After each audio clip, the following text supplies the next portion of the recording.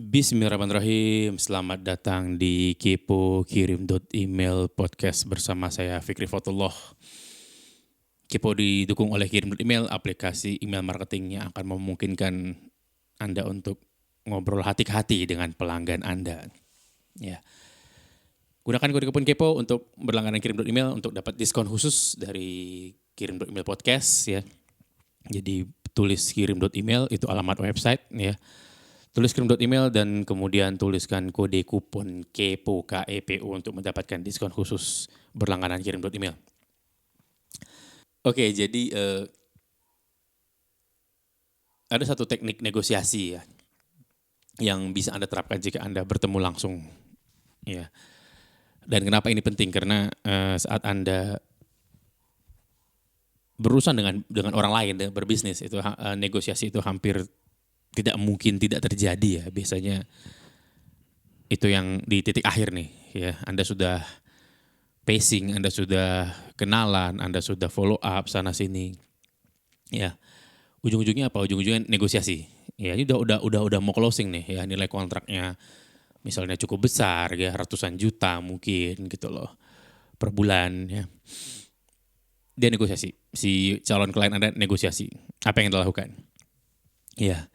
Ada satu teknik yang saya pelajari. Ini sebenarnya banyak yang saya pelajari dari beliau, cuman ini satu yang selalu saya ingat dari teknik ini ya. Karena ini juga merupakan dulu erat dengan masa lalu saya ya. Yang tidak jauh-jauh dari dunia audio gitu ya. Yaitu sebuah teknik dari Chris Voss, penulis buku Never Split the Difference ya. Ini bukunya ada di depan saya saat ini. Bukunya cukup bagus, itu ya, belajar tentang negosiasi ya. Tapi negosiasi secara umum ya, konteksnya itu untuk sehari-hari ya. Jadi Chris Voss ini adalah mantan FBI ya, mantan negosiatornya FBI. Jadi urusannya itu negosiasinya itu kelas berat ya, untuk negosiasi sandra, perang dan lain-lain ya, perampokan bank ada sandranya gitu-gitu. Jadi nyawa deh ya berhubungannya. Nah, ada satu yang saya ingat dari buku tersebut, dari yang saya terus terapkan dan alhamdulillah buat saya mengubah banyak hal ya. Dulu gitu orang negosiasi itu saya langsung spontan kayak emosi gitu loh. Ya. Satu titik ya tolong jangan ditiru ya, ini salah, tapi saya harus cerita. Satu titik saya sampai ya udah Pak, Bapak aja ngurus sendiri deh gitu loh ya. Karena negosiasinya parah banget gitu loh ya. Di titik dimana buat saya itu sudah di titik menghina harganya gitu loh ya. Jadi saya tetapkan harganya misalnya 10 gitu ya, dia nawarnya 5 gitu loh. Jadi ya udah Pak, kerjain aja sendiri Pak gitu loh. Saya sampai begitu, dan itu hubungan saya sampai dengan beliau sampai nggak enak ya, hubungan pribadinya sampai nggak enak, padahal ini cuma bisnis gitu ya. Nah, saya tahu itu salah. Saat itu saya nggak bisa kontrol emosi mungkin ya. Ini udah cukup lama kejadiannya, udah 4-5 tahun yang lalu ya, dan masih saya ingat sampai sekarang. Kenapa? Karena saya di situ ngerasa nggak enak banget, padahal itu cuman itu cuman negosiasi sederhana. Kapan sih orang nggak negosiasi gitu ya? Ya kita dari bangun pagi aja kita udah negosiasi kan ya. Sama anak lah, kalau saya misal bangun pagi-pagi itu kami ada sedikit kebiasaan untuk main keluar gitu ya, pagi-pagi main di luar rumah maksudnya, abis subuh ya, baru terbit matahari lah gitu ya, itu kami main di luar, ngapain kayak jalan kaki, main bola, main sepeda, whatever lah ya, apapun. Nah itu udah negosiasi itu ya. Tentu saja saya pengen sebelum keluar anak-anak kamarnya harus beres, tapi anak-anak tentu saja nggak mau, pengen langsung main di luar, ngapain beresin kamar gitu kan.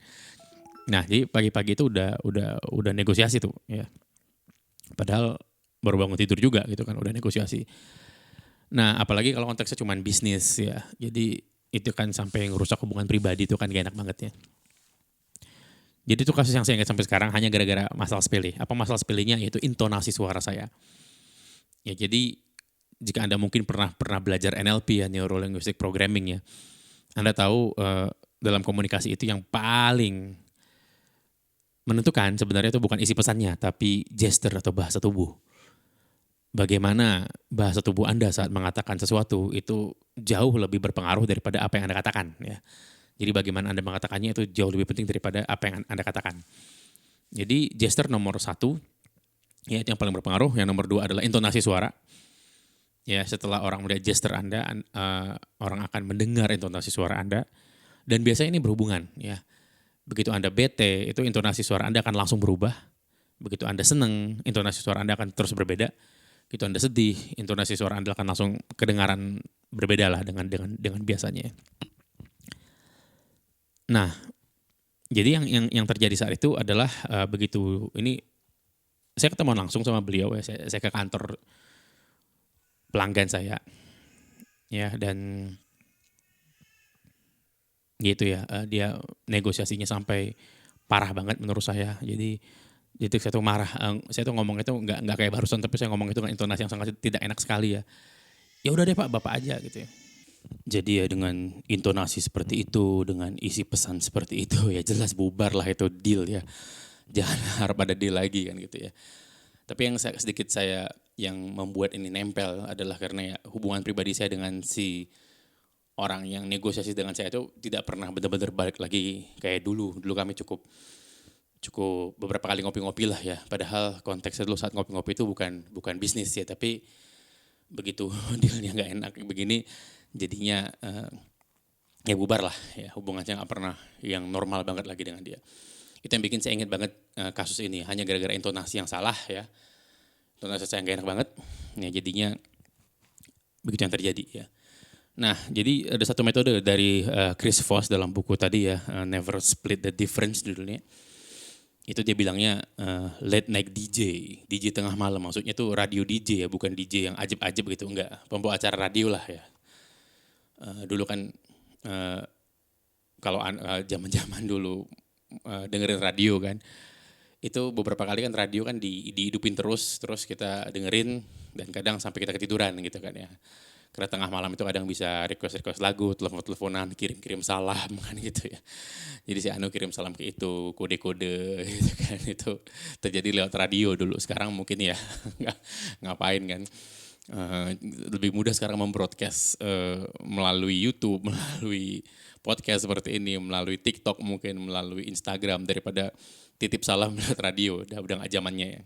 Tapi saya sempat ngalamin itu, ya. Dan jika Anda perhatikan, Anda sekarang saya nggak tahu ya apakah sekarang masih ada acara radio sampai tengah malam, tapi ya saya pribadi udah hampir tidak pernah dengar radio lagi ya. Tapi dulu kalau radio udah tengah malam itu pembawa acara radionya itu cenderung kalem, cenderung suaranya itu berat gitu ya. Terus ngomongnya pelan. Ya, kenapa ya udah tengah malam kan gitu.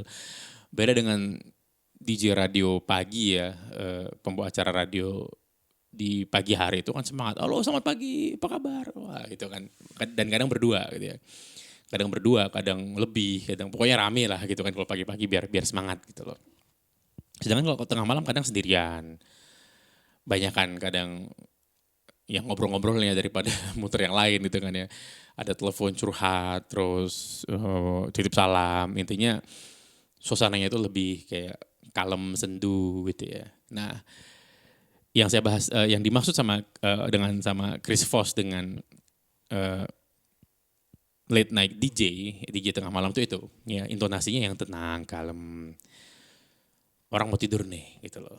Ya, jadi kita turunin volume, turunin frekuensi, ya, turunin ritme, turunin denyutnya pelan gitu kan. Kenapa? Ya kita ngirin orang tidur. Dan itu ya dulu itu zaman saya dengerin radio itu ya adalah biasa kita hidupin radionya sampai besok pagi bangun baru itu radio masih nyala gitu loh ya. Karena beberapa radio kan 24 jam dulu ya. Nah ternyata setelah saya tes ketemuan ya dan saya pelajari teknik ini ya, late night DJ ini. Saya maksain intonasi untuk turun. Jadi saat suasana sudah menegang ya, negosiasi nih kan. Ya gimana Pak sih ini harganya lebih murah daripada Bapak gitu loh. Udah mulai menegang nih kan. Terus kita wah nggak bisa gitu loh ya. Nah mulai menegang nih. Nah situ keluarin tuh intonasi late night DJ-nya. Jadi dengan menurunkan denyut ritme kecepatan kita berbicara, dengan menurunkan frekuensi, dengan menurunkan intonasi, si lawan bicara kita juga akan menenang dia, ya. Dia tenang, dia jadinya merenung, mikir, ya juga ya gitu loh. Ya jadi dia jadi mempertimbangkan banyak hal kan. Jadi apa ya, dia jadi ngikut gitu loh. Hanyut dia. Ya, apalagi ya tadi ya kalau situasi apanya ini tegang gitu loh. Ya, misalnya sewa udah dateng nih, tagihan tagihan sewa kantor misalnya udah dateng nih ya, tagihannya ya. Si yang punya gedung,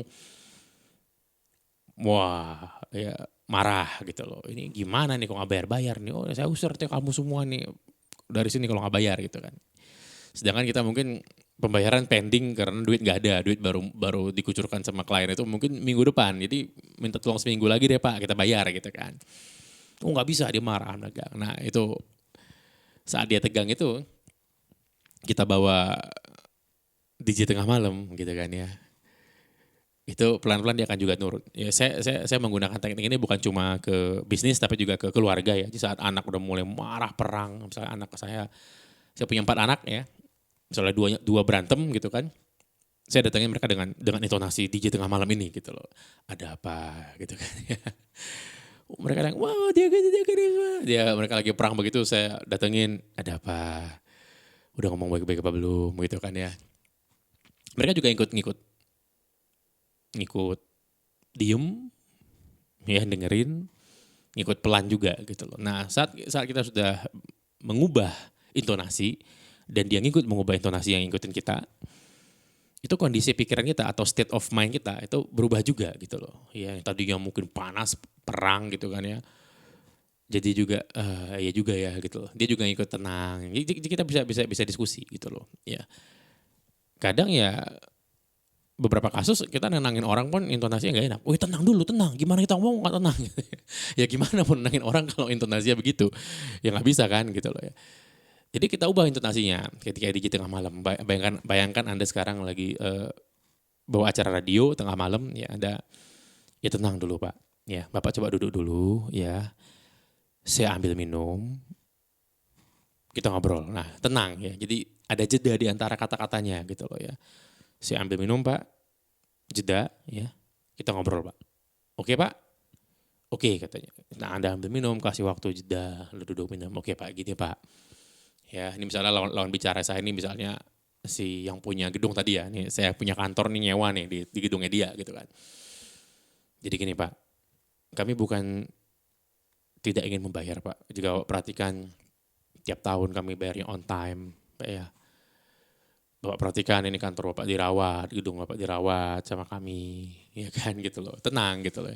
Tapi ini Pak memang kemarin itu pelanggan kita belum bayar.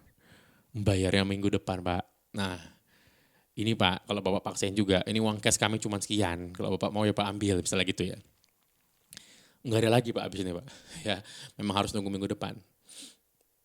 Nah kalaupun lah Bapak suruh kami pergi keluar, ya kami keluar sekarang, nggak apa-apa Pak.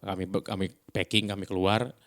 Tapi Bapak juga repot kan nyari sewa baru lagi, pasang iklan lagi, panjang Pak.